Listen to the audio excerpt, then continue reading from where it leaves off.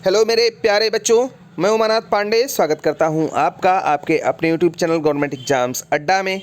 बच्चों, अंततोगत्वा आपका इंतज़ार हो गया ख़त्म और सीबीएसई ने जारी कर दी है सर्कुलर। सीबीएसई के private improvement compartment additional subject और पत्राचार एग्ज़ाम की यहाँ पर जो नोटिस आप देख रहे हैं, सीबीएसई के ऑफिशियल वेबसाइट पर जाकर के आप इसको डाउनलोड कर सकते हैं। बच्चों, ये 27 नवंबर को नोटिस जारी की गई है, जिसमें क्लास 12 के बच्चों के बारे में बताया गया है।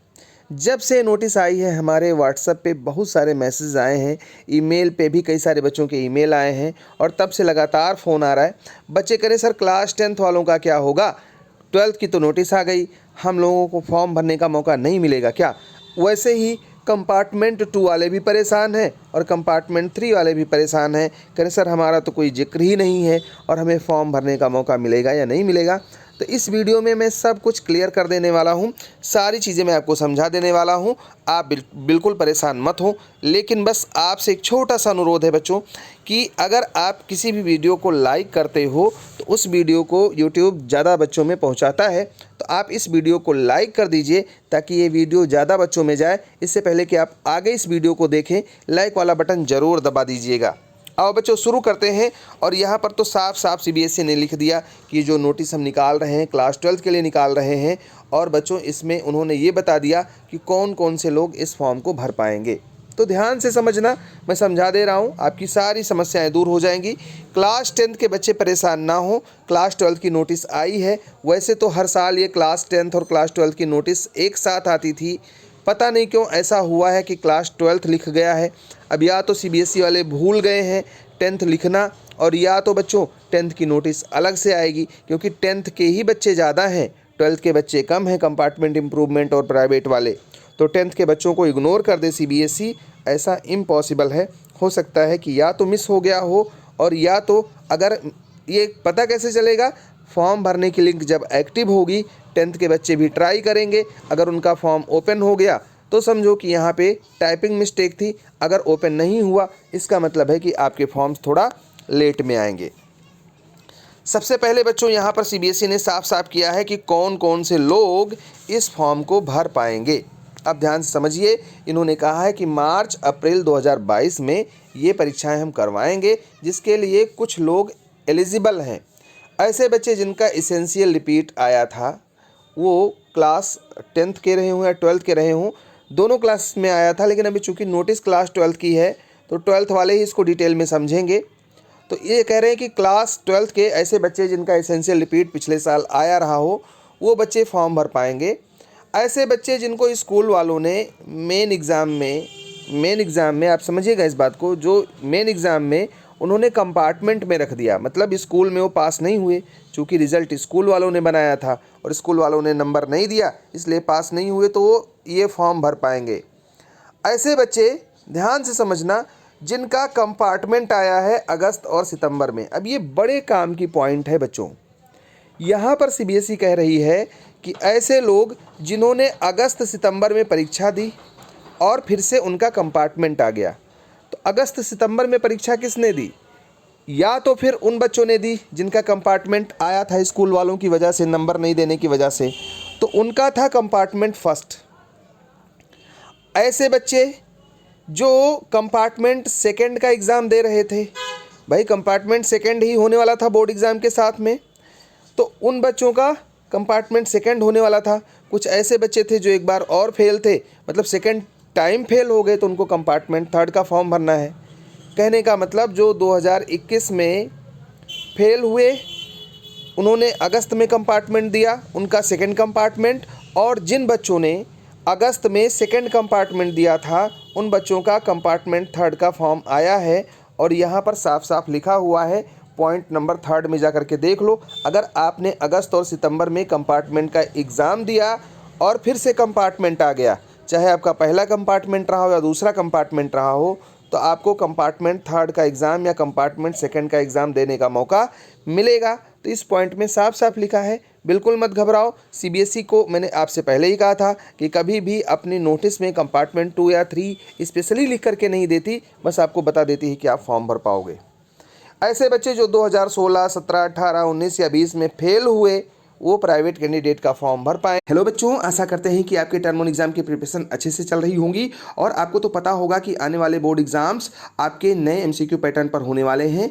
इसीलिए एग्जाम हॉल में जाने से पहले टेस्ट पैटर्न से फेमिलियर होना बहुत जरूरी है। बच्चों, आपकी इसी प्रिपरेशन में आपको बहुत सारी डाउट्स भी आएंगी, इसीलिए अनअकैडमी आपके लिए लाया है कॉम्प्रिहेंसिव प्रिपरेशन पैकेज। डाउट्स पूछो with ask a doubt feature 24/7 और प्रैक्टिस करो with emerge mega mock board exams.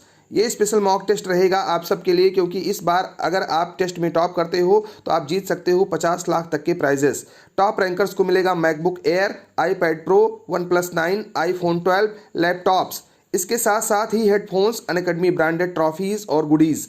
Next mock test की डिटेल्स कुछ इस प्रकार हैं बच्चों। 27 नवंबर से 30 नवंबर तक क्लास 10 और क्लास 12 के बच्चे 5 बजे से 6:30 बजे शाम को ये टेस्ट दे पाएंगे। कहानी इधर ही खत्म नहीं होती। अनअकैडमी के आस्क अ डाउट फीचर से आप अनलिमिटेड डाउट्स पूछ सकते हैं 24/7 और अगर आप 10 डाउट्स पूछेंगे तो आपको मिलेगा 15 डेज का अनअकैडमी प्लस सब्सक्रिप्शन एकदम फ्री। सिर्फ एक ही डाउट पूछने से भी आप एलिजिबल हो सकते हैं फ्री सरप्राइज बॉक्स के लिए। ये ऑफर क्लास 6 से 12 Maharashtra state board, IIT, JEE, NEET, foundation और NTSC कैटेगरीज के लिए वैलिड है बच्चों। आस्क अ डाउट कैसे यूज करें? Go to ask a doubt feature, click upload image of doubt, select the subject. तो लर्नर्स, इससे बेहतर मौका नहीं मिलेगा आपको टर्म 1 एग्जाम की प्रैक्टिस के साथ साथ प्राइज जीतने का। डिस्क्रिप्शन में लिंक दिया है, अभी जाओ और फ्री में इनरोल करो इस लास्ट मॉक टेस्ट के लिए और डाउट्स क्लियर करने के लिए अनअकैडमी के आस्क अ डाउट फीचर को भी यूज करो। मेरा कोड GEA, आप इस सेम कोड से कोई भी अनअकैडमी सब्सक्रिप्शन पर 10% ऑफ पा सकते हो।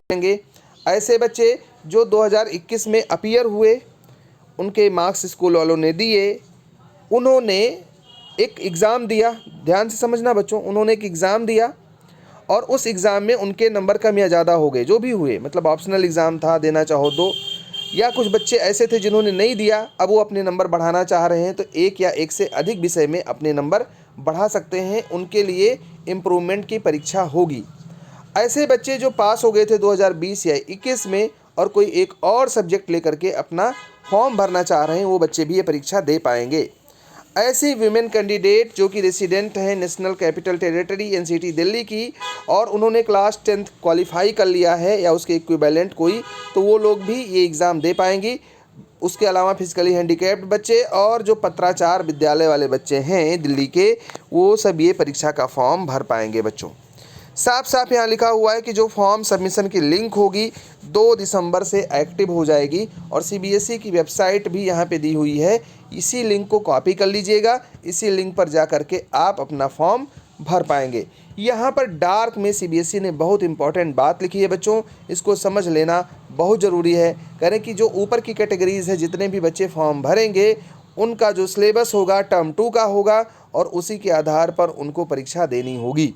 CBSE के टर्म 2 का सिलेबस CBSE की इस लिंक पर प्रेजेंट है और हमने भी ये लिंक आपके साथ कई बार शेयर किया है। इस बार वीडियो के डिस्क्रिप्शन में भी फिर से मैं दे दूंगा, वहाँ से जा कर के डाउनलोड कर लीजिएगा और उसको ढंग से समझ लीजिएगा और उसी के हिसाब से अपनी तैयारी कीजिएगा। अब बच्चों, ये यहाँ पर इन्होंने बताया हुआ है कि हम कैसे कैसे फॉर्म भरवाएंगे, फीचर्स क्या होंगी, तो इसके बाद उसमें दिया हुआ है कि अब बहुत जल्दी मैं बता देता हूँ कि सिर्फ और सिर्फ ऑनलाइन फॉर्म भर पाएंगे, ऑफलाइन फॉर्म भरने का ऑप्शन नहीं होगा। इसके अलावा लास्ट डेट के बाद में कोई फॉर्म नहीं एक्सेप्ट किया जाएगा, बिना फीस के अलावा कोई फॉर्म एक्सेप्ट नहीं होगा। तो ये सारी चीज़ें तो आप जानते ही हो। फीस का जो पेमेंट होगा net banking, debit card, credit card, इन सब के ज़रिए आप कर पाओगे। Demand draft, postal order, money order, ये सब चेक वगैरह नहीं लिए जाएंगे। तो ये सारी बातें आप जानते हो, इनके लिए कोई ज़रूरी चीज़ नहीं कि जो हम आपको बताएं। उसके बाद इन्होंने लिखा हुआ है कि जो बच्चे 2021 वाले हैं उनके डिटेल्स हमारे पास पहले से आ जाएंगे, जो 2020 या उसके पहले के हैं वो लोग अपना डिटेल भरेंगे। इसके बाद ये कह रहे हैं कि जो बच्चे अपनी कोई गलती कर देंगे, बच्चों साफ साफ यहाँ पे लिखा हुआ है, अगर आपने कोई गलती कर दी अपने एप्लीकेशन फॉर्म में तो उसके लिए आप खुद से जिम्मेदार होंगे। इस बात का भी ध्यान आपको रखना है, गलत इन्फॉर्मेशन आपको उसमें नहीं देनी है। जो एग्ज़ाम सेंटर की बात है, यहाँ पे इन्होंने बताया है कि जो चॉइस आप करेंगे जिस सिटी का, उसी सिटी में आपको एग्ज़ामिनेशन सेंटर दिया जाएगा। मतलब जब आप ऑनलाइन फॉर्म भरेंगे तो वहाँ पर जिस शहर का चुनाव करेंगे कि इस शहर में मैं परीक्षा देना चाहता हूँ या परीक्षा देना चाहती हूँ, उसी शहर में आपकी परीक्षा होगी।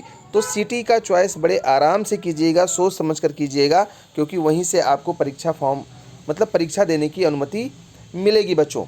यहाँ पर ये सीबीएसई कह रही है कि ये भी हम लोगों ने ऑब्ज़र्व किया है फॉर्म में कि बहुत सारे ऐसे बच्चे हैं जो फॉर्म तो भर देते हैं लेकिन फ़ीस नहीं जमा करते। ऐसे बच्चों के फॉर्म्स हम लोग रिजेक्ट कर देंगे। साइबर कैफ़े के द्वारा हुई किसी भी गलती का हम कोई संज्ञान नहीं लेंगे। आप ध्यान से फॉर्म को भरवाइएगा। आप फॉर्म भर रहे हैं, पूरी जिम्मेदारी आपकी होगी। यहाँ पर एक बात और समझ लीजिए, सीबीएसई ने कहा है कि जो कोई भी एग्ज़ामिनेशन है तो उस एप्लीकेशन फॉर्म को भरने के बाद में उसका कोई भी फॉर्म या उसकी कोई भी कॉपी या ये सब कुछ भी आपको नहीं भेजना है। इस बात का आपको ध्यान रखना चाहिए। हाँ, 2 कैटेगरी के बच्चों को अपनी डिटेल्स भेजनी होंगी। जो विमेन होंगी दिल्ली की, और जो फिजिकली हैंडीकैप्ड बच्चे हैं वो लोग अपना फॉर्म वगैरह भरने के बाद में जो कन्फर्मेशन लेटर आएगा या जो कुछ भी उनको लास्ट में मिलेगा उसको ये भेजेंगे। अब एलिजिबिलिटी क्या है, ये सारी चीज़ें यहाँ पर नीचे भी डिटेल में इन्होंने समझाई हुई हैं। तो आप इसको समझ लीजिए कि कौन कौन से लोग कितने कितने सब्जेक्ट में फॉर्म भर पाएंगे। अगर नहीं समझ पा रहे हैं तो हमें कमेंट करके बताइएगा, मैं समझा दूंगा। बहरहाल जो कैटेगरी यहाँ पे डिसाइड की गई है मैं जल्दी जल्दी समझा देता हूँ।